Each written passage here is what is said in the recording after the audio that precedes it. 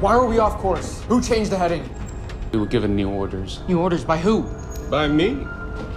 It's time for a new strategy. Pada episode kali ini dimulai dengan dimana Laksamana Zhao mendapatkan surat perintah dari Raja Api Ozai untuk menangkap Avatar. Oleh karena itu ia mengambil alih kapalnya Zuko, sekaligus mengubah tujuan arahnya. Hal ini membuat Zuko sangat kesal, apalagi kru kapalnya tidak lagi mau mendengarkan ucapannya. Padahal sebenarnya Zuko sudah berkorban demi Letnan Lee dan juga awak kapalnya. We can't let him. Zuko is loyalty, General, with all due respect.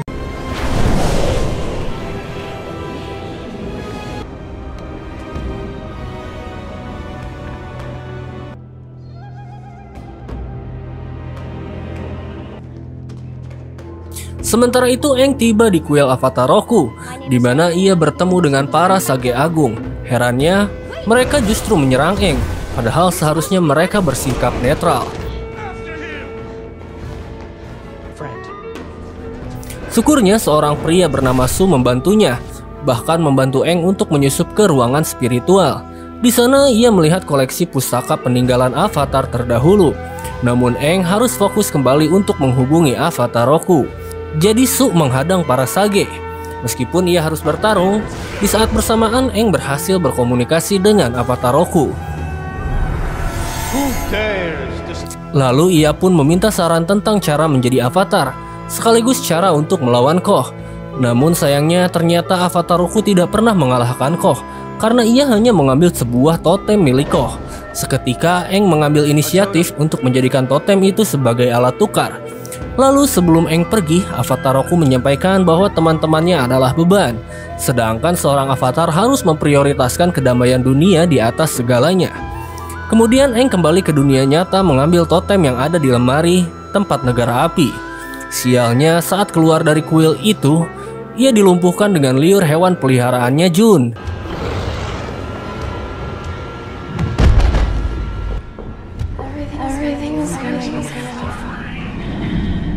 You got your firebenders and your earthbenders and your whatever.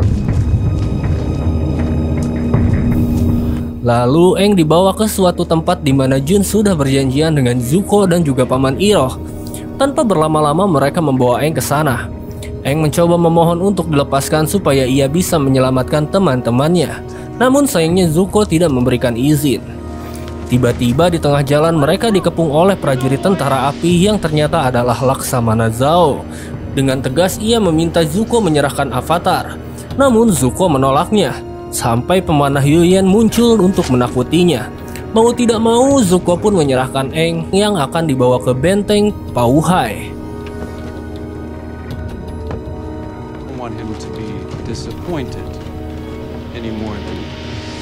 Setelah Avatar pergi, secepatnya Zuko berniat untuk melakukan penyerangan. Namun Iroh mencegahnya, karena benteng Pauhai sulit untuk dilewati dan hanya bisa menunggu ketika Laksamana Zhao lengah. Sementara itu, Aang yang sedang dipenjara dihampiri oleh Laksamana Zhao. Ia menuliskan sebuah berita acara penangkapan Avatar untuk dikirimkan ke Raja Ozai. Lalu menyampaikan pada Aang bahwa ia akan dibiarkan hidup dalam penderitaan. Dengan begitu Avatar selanjutnya tidak akan lahir. Kemudian Laksamana Zhao mengumpulkan pasukannya untuk merayakan keberhasilan mereka menangkap Avatar. Bahkan malam itu juga diadakan pesta. Tapi tanpa Laksamana Zhao sadari, pria bertopeng memantau benteng Pauhai, lalu menyelinap ke sana secara diam-diam. Setelah itu si pria bertopeng menuju ke penjara di mana ia mampu mengatasi para penjaga.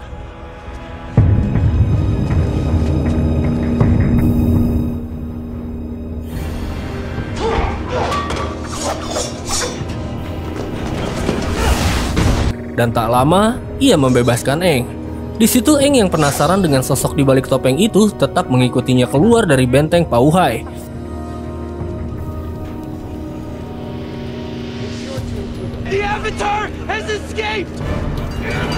Dan setelah itu Laksamana Zhao terkejut. Laksamana Zhao melihat anak buahnya banyak yang tumbang saat mengawasi Aang. Bahkan tahanannya juga kabur. Otomatis ia memerintahkan pasukannya untuk mencari Avatar.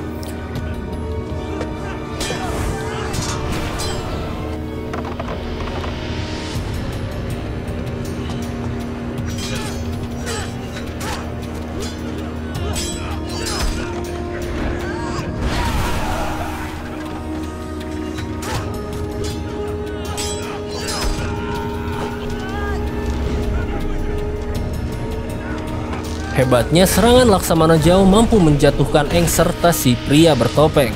Alhasil mereka pun terpojok. Namun Laksamana Zhao menahan serangan sebab ia membutuhkan Aang secara hidup-hidup. Kesempatan bagi si pria bertopeng karena dia mengancam akan menghabisi Aang. Jadi daripada Avatar mati, Laksamana Zhao membiarkan mereka berdua untuk tetap pergi.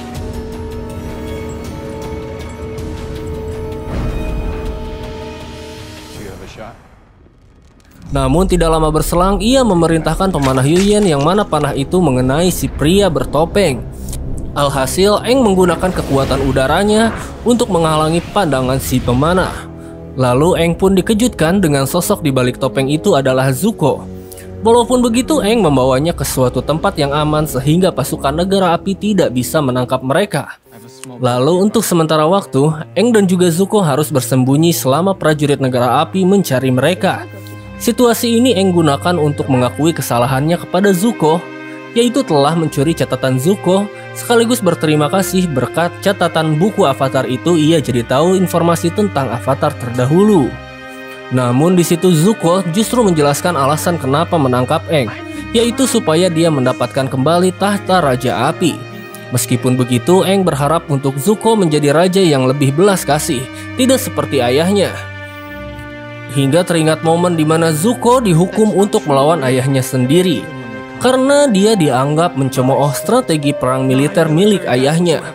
Di situ Zuko berusaha minta maaf, namun sayangnya Raja Ozai tetap mengajaknya untuk berduel, yang hasilnya Zuko tidak bisa melukai ayahnya.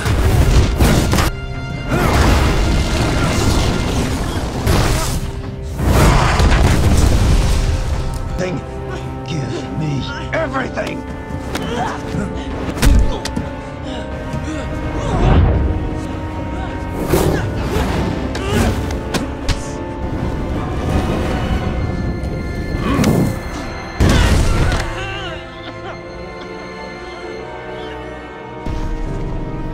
Berbeda dengan Raja Ozai yang sangat tega untuk melukai mata Zuko.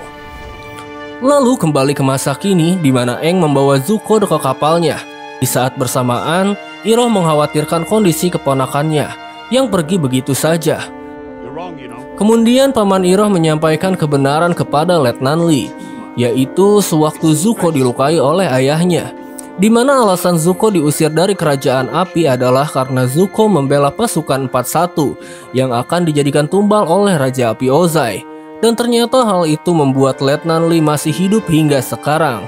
Jadi sebenarnya Letnan Lee dan pasukan 41 berhutang budi kepada Zuko. Raja Ozai mengatakan pada Zuko rasa menahan diri adalah kelemahan dan harus disingkirkan. Namun Zuko memiliki sudut pandang lain. Alhasil, Raja Ozai mengusirnya dari istana sampai ia diperbolehkan kembali jika berhasil menangkap Avatar. Selain itu, Divisi 41 ikut dengan Zuko. Mendengar penjelasan dari Iroh, Letnan Lee jadi tersadar. Secara bersamaan, tak lama kemudian Zuko pun kembali. Lalu Zuko disambut dengan hormat oleh Letnan Lee serta krunya. Our prince has returned. They must have missed you at music night.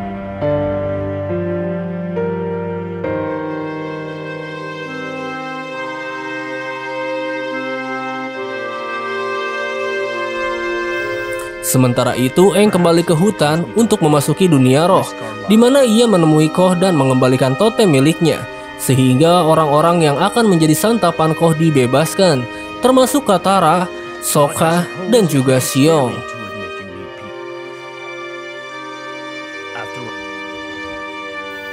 Malangnya, Aang tidak dapat bertemu lagi dengan Gyatso. Of course.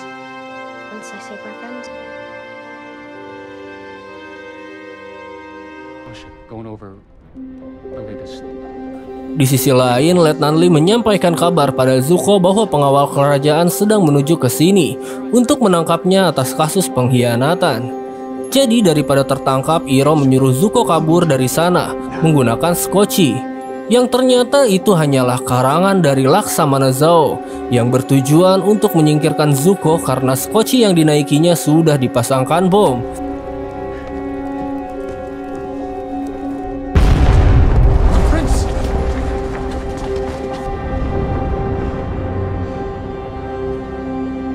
Alhasil Zuko pun dianggap tewas. General Iroh. Di sisi lain, Aang, Katara, dan juga Sokka tiba di Ankyla, ibu kota dari suku Air Utara.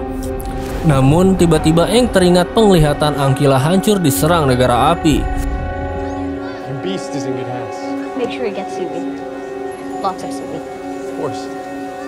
Welcome. Lalu tak lama berselang mereka disambut oleh Arnok, kepala desa, dan juga guru pengendali air bernama Pakku, serta Putri Yue, seorang pemuka spiritual. Kemudian Aang menyampaikan penglihatannya itu kepada mereka yang tentunya Arnok dan warga desa sudah bersiap. Apalagi mereka tidak perlu khawatir karena ada avatar di sana. Di waktu yang sama, Laksamana Zhao berpura-pura bersimpati atas apa yang telah terjadi pada Zuko. Menurut Iroh, ini perbuatan Raja Api Ozai. Tidak sampai di situ, sang raja juga memerintahkan Laksamana Zhao untuk menyerang suku Air Utara, dikarenakan avatar sudah menuju ke sana. Sementara itu, di negara api, Azula sedang dicoba oleh Raja Api Ozai, dan Raja Api Ozai belum bisa mengakui keahlian anaknya. Hal ini membuat Azula tidak terima. Adegan kembali ke suku Air Utara, di mana Sokka sepertinya tertarik dengan Putri Yue. Sementara itu Katara dihampiri oleh Pakku. Ia mengajak Katara untuk belajar pengendalian air besok pagi. Bersamaan Sokka terlihat ada celah untuk mendekati Putri Yue yang sedang membuat es krim. Senangnya Sokka, Putri Yue mengajaknya berbincang-bincang. Namun di tengah perbincangan itu Sokka merasa pernah bertemu dengan sang putri sebelumnya. Keesokan harinya pemuda bernama Han meminta saran pertempuran kepada Sokka, karena menurutnya Sokka telah mengalami pertempuran dengan negara api. Lalu Aang yang ditanyai tentang strategi perang oleh Pakku. Di situ Aang jujur kalau dia tidak tahu apapun soal perang. Alhasil, Pakku dan juga Arnok kecewa. Mereka merasa tidak bisa mengendalikan avatar sepertinya. Sementara itu, Katara menemui pengendali air bernama Yagoda. Ia diperlihatkan bahwa air adalah media penyembuhan, dan tanpa disangka dengan mudahnya Katara mampu menguasai teknik tersebut. Akan tetapi Katara lebih tertarik untuk latihan bertarung. Ia langsung dihadang oleh Yagoda, karena dalam tradisi suku Air Utara, wanita tidak boleh berperang. I'm sorry, I didn't mean it like that. It's just that. Di sisi lain, Putri Yue mengantar Aang ke kuil avatar Kuruk, di mana di sana Aang meminta untuk bantuannya. Seketika Putri Yue pun terheran karena selama ini avatar Kuruk tidak pernah membantu desa. Benar saja, ternyata avatar Kuruk hanya menyerahkan semuanya kepada Aang. Padahal Aang sangat membutuhkan kekuatan wujud avatar seperti yang dilakukan oleh avatar Kyoshi sebelumnya. Namun sayangnya avatar Kuruk tidak mau, karena sepanjang hidupnya ia menjadi avatar adalah untuk menghalau roh jahat yang akan masuk ke dunia manusia. Kini waktunya Aang untuk berjuang sendirian selayaknya avatar. Di saat bersamaan, Sokka tidak sengaja masuk ke dalam kuil, di mana Putri Yue akhirnya mengaku bahwa ia adalah rubah yang ditemui Sokka di dunia roh. Lantaran semasa kecil Putri Yue nyaris tewas, namun ayahnya meminta bantuan roh bulan. Alhasil ia memiliki keajaiban untuk memasuki dunia roh. Di tengah perbincangan mereka, Aang menyampaikan bahwa avatar Kuruk tidak bisa membantu. Actually, it's a fish. No, he couldn't help me. Di sisi lain, Katara meminta posisi saat berperang nanti kepada Pakku, yang tentunya Pakku sangatlah melarang itu. Selain tradisi, ia juga tidak ingin sukunya mengalami hal yang sama seperti suku Air Selatan. Di sisi lain, Jenderal Iroh mengomentari strategi penyerangan yang dibuat oleh Laksamana Zhao terlalu bereksiko. Namun Laksamana Zhao tidak peduli, lantaran ia memiliki armada baru serta senjata rahasia. Dengan cepat, Iroh memberitahu rencana Laksamana Zhao kepada Zuko yang ternyata masih hidup dan sekarang sedang menyamar sebagai prajurit. Di waktu yang sama, Azula menolak berlatih dengan tahanan penjara. Melihat anaknya membangkang, Raja Ozai menyerangnya. Akibatnya Azula menunjukkan skill terbarunya. Jadi Azula meminta untuk dibebaskan supaya bisa membuktikan kekuatannya terhadap dunia.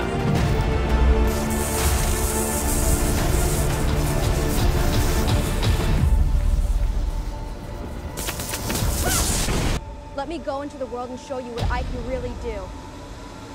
I'm through. Sementara itu, Sokka menyemangati Katara yang ternyata memiliki keinginan yang sangat besar untuk menantang Pakku. Sokka mendukungnya.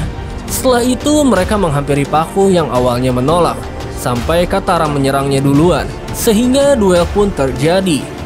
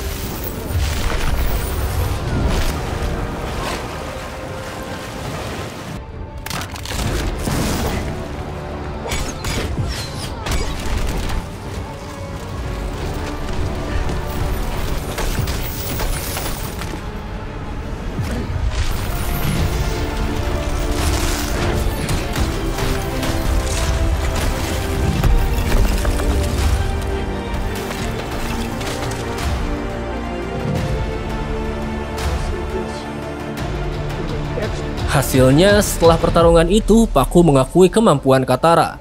Namun, ia tetap melarangnya untuk turun ke medan perang. Walaupun begitu, orang-orang melihat Katara dan jadi ingin belajar kepadanya.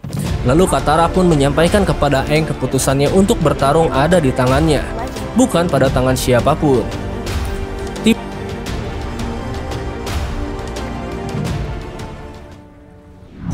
Tiba-tiba Jelaga berjatuhan, bertanda kapal perang negara api sudah tiba, sehingga Aang, Katara, dan juga Sokka menyerang kapal tersebut yang hasilnya mereka berhasil menenggelamkan kapal itu.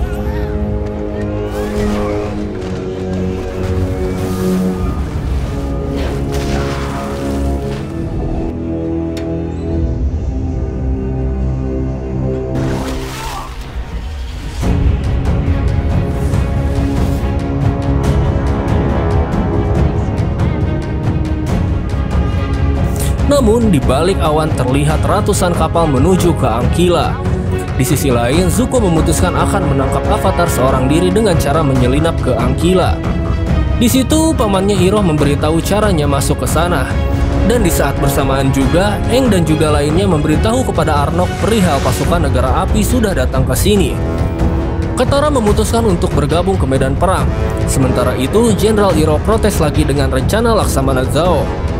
Jadi Laksamana Zhao memperlihatkan balon udara dan juga armada terbarunya untuk masuk ke Ankyla. Tiba-tiba invasi ke suku air selatan dimulai.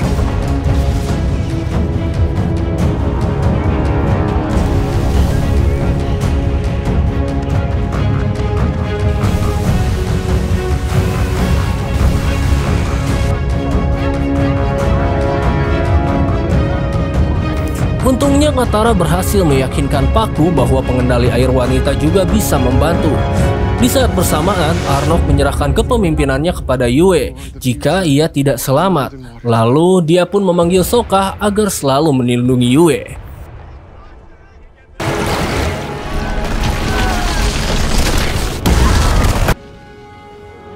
Hingga malam pun tiba, pasukan negara api terus menyerang. Padahal menurut Iroh, bulan adalah sumber kekuatan dari pengendalian air. Namun lagi-lagi Laksamana Zhao tidak peduli, karena ia memiliki senjata rahasia. Ia meminta bantuan Sage. Di sana Laksamana Zhao diperlihatkan titik kelemahan Ankyla, yaitu terdapat oasis di tengah hamparan es di mana pengendali air percaya ada roh bulan dan roh samudra yang menjaga mereka. Lalu di momen tertentu roh tersebut menjelma dalam bentuk fisik. Dan saat itulah saat yang tepat untuk menghabisi mereka. Kembali ke Aang, di tengah pertarungannya ada yang memanggilnya, yang ternyata itu adalah Avatar Kuruk. Ia memberitahu Aang untuk menghentikan Laksamana Zhao, sebab dengan pisau miliknya Laksamana Zhao akan merusak keseimbangan dunia dan juga keseimbangan dunia roh. Mendengar hal itu, Aang mencari Putri Yue yang saat ini sedang bersama Sokka, melihat aksi heroik Momo menyelamatkan anak kecil. Malangnya Momo terlihat sekarat akibat tertimpa reruntuhan. Jadi Putri Yue membawanya ke oasis. Di sana Putri Yue menggunakan air kolam suci untuk menyelamatkan Momo, yang hasilnya Momo pun sehat kembali. Tiba-tiba Putri Yue dan Sokka dikejutkan dengan adanya balon udara yang mendarat.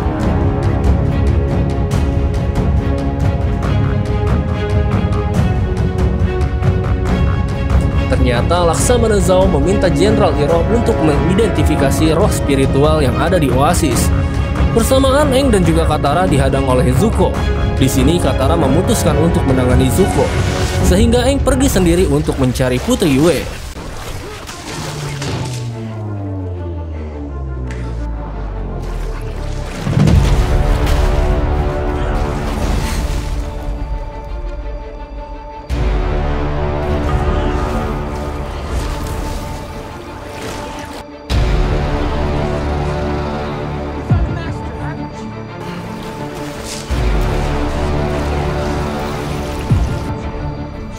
Sementara itu, Aang berhasil bertemu dengan Putri Yue dan juga Sokka. Mereka bersembunyi sambil mengawasi Laksamana Zhao yang saat ini mengetahui sosok roh bulan dan samudra adalah ikan yang ada di kolam. Seketika Jenderal Iroh memperingati bahaya yang akan terjadi jika mengusik roh-roh elemen. Namun sayangnya itu percuma, karena Laksamana Zhao tetap nekat. Seketika bulan di langit pun menjadi merah. Kemudian Aang muncul dan meminta Laksamana Zhao untuk mempertimbangkan perbuatannya. Selagi mereka berbicara, Jenderal Iroh langsung menyerang Laksamana Zhao. Namun sialnya pisau Laksamana Zhao lebih cepat mengenai si ikan, dan dampaknya adalah dunia roh terguncang. Di saat bersamaan, pengendali air pun kehilangan kekuatannya, dan ini menjadi kesempatan bagi negara api untuk menyerang mereka. Begitupun yang dirasakan oleh Katara. Oleh karena itu, Arnok menarik mundur pasukannya. Akan tetapi sebagian pasukannya serta kesatria muda rela di garda terdepan. Di sisi lain, Jenderal Iroh murka atas tindakan yang dilakukan oleh Laksamana Zhao. Di saat bersamaan, Aang terbayang ucapan yang dikatakan oleh Avatar Roku yang ditemuinya. Ia pun memutuskan untuk menyerahkan dirinya ke roh samudra, sehingga roh itu berubah menjadi roh monster yang mengambil kekuatan Avatar, lalu mencurahkan amarahnya kepada pasukan dari negara api.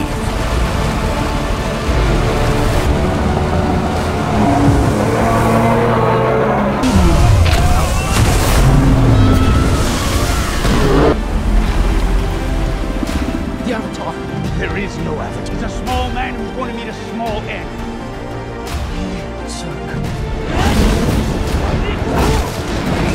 Di sisi lain, Zuko melampiaskan kemarahannya kepada Laksamana Zhao, yang hasilnya Laksamana Zhao pun tersudut.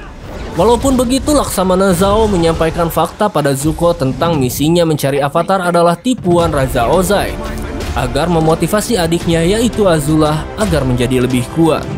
Mendengar hal itu, Zuko sangatlah marah. Who convinced the Fire Lord to stop?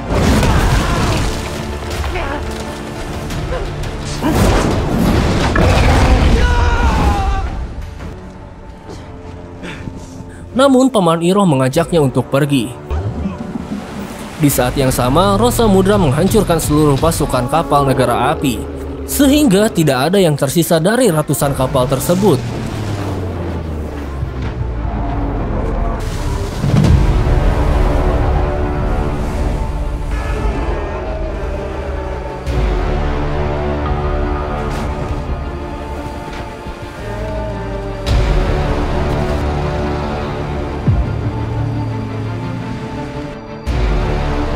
Namun tiba-tiba Putri Yue tahu apa yang harus dia lakukan, yaitu ia akan menjelma menjadi roh bulan. Karena semasa kecilnya Putri Yue sudah ditolong oleh roh bulan, sehingga cahaya bulan akan kembali normal. Begitu pula dengan kesadarannya Aang.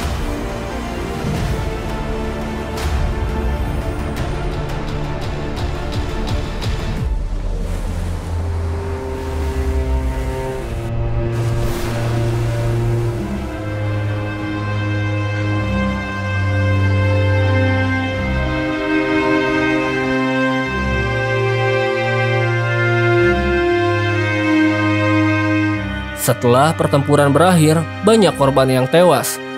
Melihat hal itu, Aang menjadi bersedih, dan Aang pun pergi begitu saja.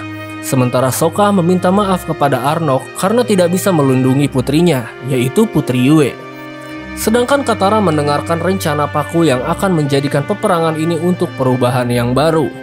Paku meminta Katara untuk menjadi guru pengendali air.